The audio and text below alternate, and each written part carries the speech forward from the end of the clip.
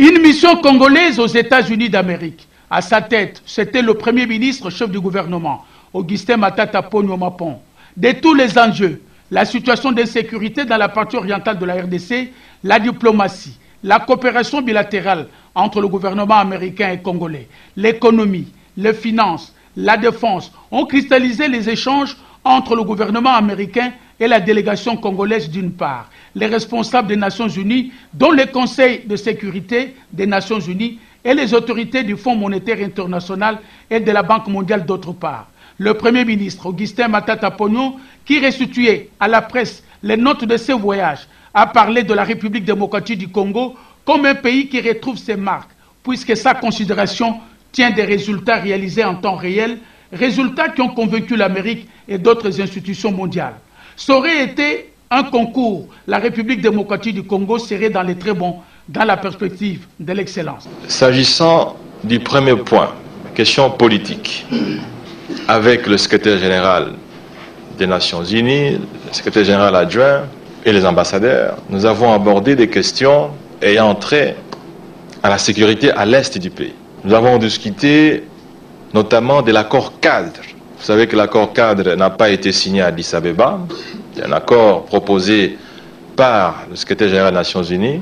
Et sur cette question, le secrétaire général nous a rassuré que des progrès énormes ont été accomplis et que l'accord cadre devrait, sauf surprise, être signé bien avant la fin de ce mois.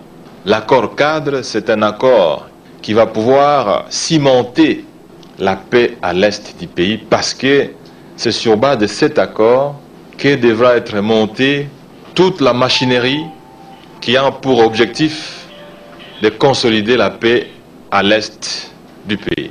Dossier agression, le Premier ministre Matata Ponyo Mapon a souligné comme acquis la solidarité pratique du gouvernement américain qui prend des mesures concrètes pour mettre fin à cette situation et sanctionner les commanditaires. Tout aussi les Nations Unies par le secrétaire général Ban Ki-moon qui œuvre pour mettre sur pied le cadre des accords et réviser rapidement les mandats de la MONUSCO qui aura à son sein la force d'intervention.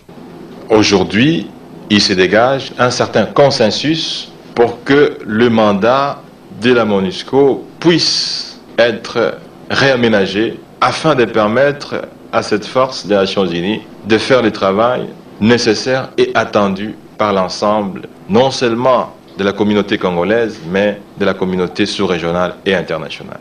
Nous avons aussi discuté de la question de la brigade d'intervention. Cette brigade qui doit, sous le drapeau de la MONUSCO. Là aussi, il y a des avancées significatives qui démontrent que, la sous-région, notamment la SADC, est disposée à pouvoir fournir des contingents nécessaires pour travailler dans le sens d'interposition de la paix. Et le secrétaire général nous a rassuré qu'un travail par, en tout cas, ce spécialiste, un travail est en train d'être fait pour que cette mission puisse aboutir. Le processus d'acquisition des drones a été déjà lancé et qu'il est fort possible que d'ici juin-juillet, que les drones soient opérationnels pour identifier les mouvements de ceux qui dérangent l'Est du pays. Économie et finances, le Fonds monétaire international et la Banque mondiale sont tombés sous le charme du leadership imprimé par le chef de l'État Joseph Kabila Kabange, mis en pratique par le gouvernement. Ce leadership qui à lui seul fait l'ambassadeur de la République démocratique du Congo auprès des autres pays. D'une manière générale, les autorités américaines ont félicité le gouvernement congolais pour les progrès économiques appréciables réalisés depuis quelques années. Ils ont aussi apprécié l'engagement personnel du chef de l'État dans les questions de gouvernance économique. Et les discours ou l'allocution du chef de l'État à Lubumbashi, lors de l'ouverture de la conférence sur la transparence et la gouvernance dans le secteur minier a été très apprécié. Le Fonds monétaire international, d'une manière générale, a salué les performances exceptionnelles du gouvernement congolais. Et le Fonds monétaire a dit que si ces performances continuent, il s'avère que des changements notables devaient se constater au niveau de la gestion non seulement des ressources publiques, mais aussi au niveau de vie de la population congolaise. Cette mission aux États-Unis, conduite par le Premier ministre Matata Ponyo Mapon, est porteuse de nombreuses dividendes sur le plan politique, avec cette appréciation internationale de la vision du chef de l'État, Joseph Kabila Kabange, et de la bonne gouvernance du gouvernement qui l'étale dans tous les secteurs.